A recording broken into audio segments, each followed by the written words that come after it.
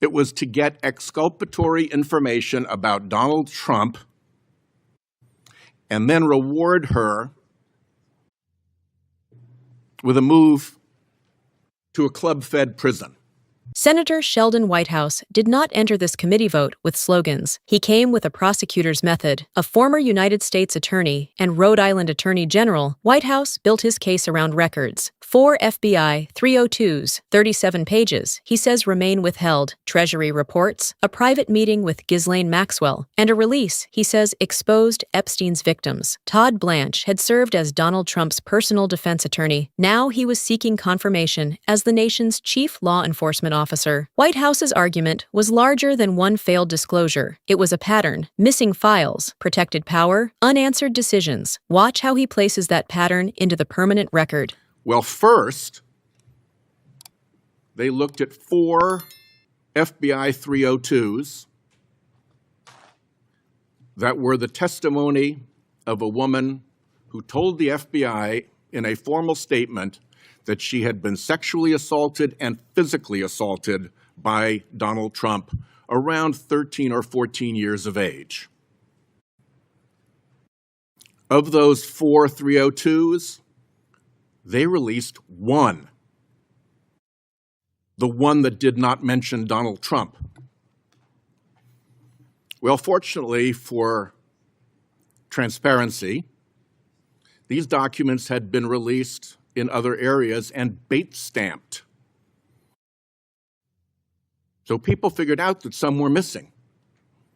And with that, the other 302s that mentioned Donald Trump had to be produced. Only because they got caught were those 302s produced. And right now, as we sit here, Todd Blanche is still sitting on 37 pages that are almost certainly the agent's notes off of which the 302s were taken. That should be disclosed under the Epstein Files law, but instead, those 37 pages remain covered up. Where else did the cover-up go? Well, the Department of Justice received suspicious activity reports from the Treasury Department about Epstein's accounts, many of them related to Russia. You'd think that an investigative body like the Department of Justice could look at a document called Suspicious Activity Report and deduce that there might be suspicious activity. But did they even have a look?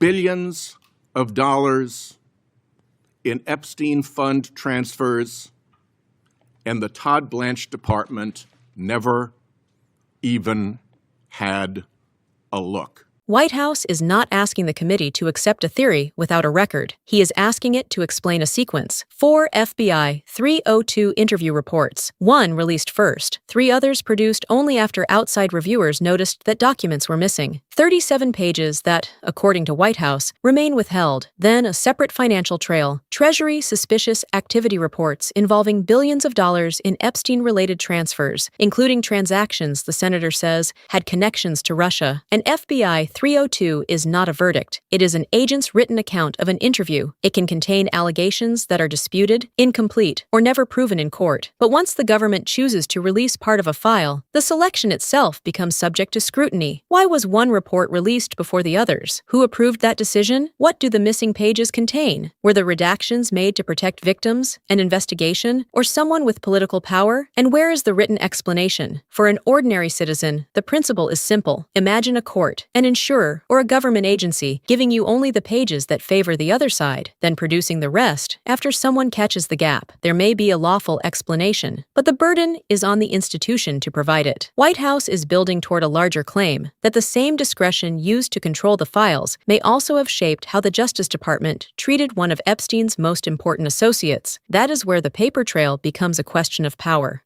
And then you get to Ghislaine Maxwell, where a deputy attorney general flew to Tallahassee to have a private meeting with a woman convicted of participating in Epstein's depravity. And what was the upshot of that meeting? Was it to get more information about who else was culpable, about whose secrets were still being kept? No. It was to get exculpatory information about Donald Trump and then reward her with a move to a club-fed prison. Now, the nominal excuse for that is, oh, she was in danger in her earlier prison, so we had to move her. How often does a prisoner allegedly facing threats or danger get moved to a less secure facility? I mean, think about it. It doesn't pass the test of common sense. So, between the botched disclosure, which revealed victims of Epstein's depravity, whose names had not been previously known, in some cases with photographic images with their addresses, in some cases photographs without being fully clothed. Where does the buck stop for that, if not with Mr. Blanche? That was an epic botch that did real harm to Epstein's victims. Voting for this guy today gives their blessing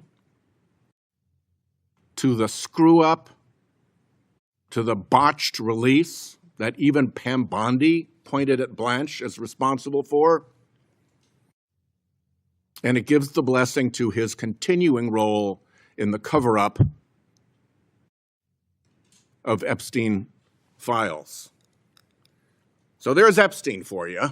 Whitehouse has now placed a chain of allegations into the committee's permanent record. He identified 4 FBI 302s, 37 pages, he says remain withheld, Treasury reports involving billions of dollars in transfers, a meeting with Ghislaine Maxwell, information he says was favorable to Donald Trump, a later transfer to a less restrictive federal facility, and a release that, according to the senator, exposed victims' names, addresses, and photographs. That record is serious, but it also has limits. This clip is Whitehouse's argument before a vote. It is not a completed evidentiary hearing. Blanche does not answer the allegations here. The documents are described, not examined page by page. The transcript shows that these questions were raised. It does not prove every claim. That makes the unanswered record more important. Who authorized the first release? Why were the other reports not produced at the same time? What are the 37 pages? What was requested from Maxwell? What written record explains her transfer? And who approved procedures that allegedly exposed victims?